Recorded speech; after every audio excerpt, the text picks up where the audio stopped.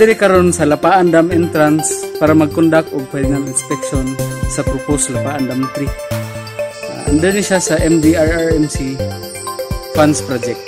Kita-kit sa unahan mga katreks. Nanatad diri sa Lapaan watershed area on our way to Dam 2. Kaya sa Dam 2 may manukad sa pag-final validation sa proposed Dam 3 na site.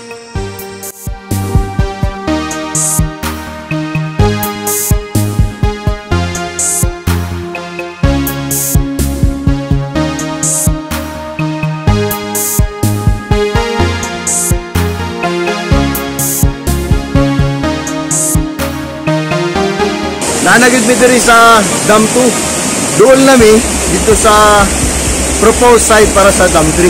Among atuan karon.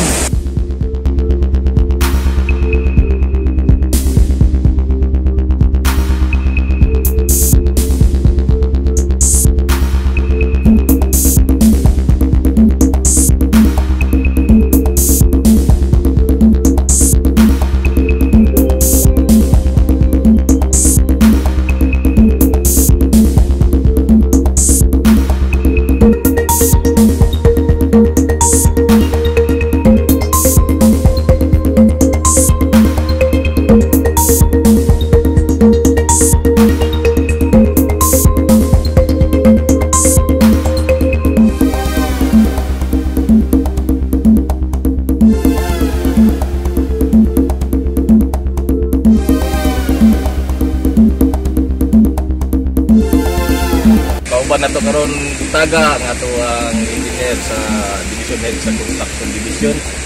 Mao ni si Engineer Kelvin Rupisan, no? Nami karon diri nagvalidate sa ato ang proposed Dam 3, no? Nga site na natuan kanina, no? Kani nga site. So kani nga to ang Dam 3 i-develop sa ato sa water district through the MDRRMC na to nga budget amounting to 56.56 million.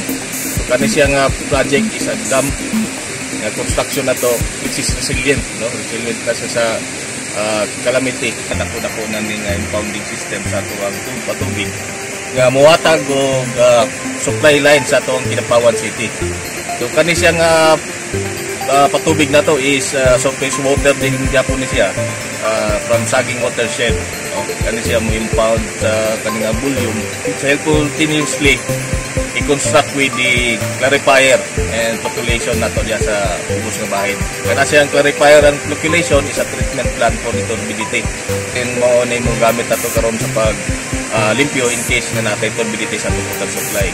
Kani nga project is funded by the NDRRMC OCD through the Office of the President.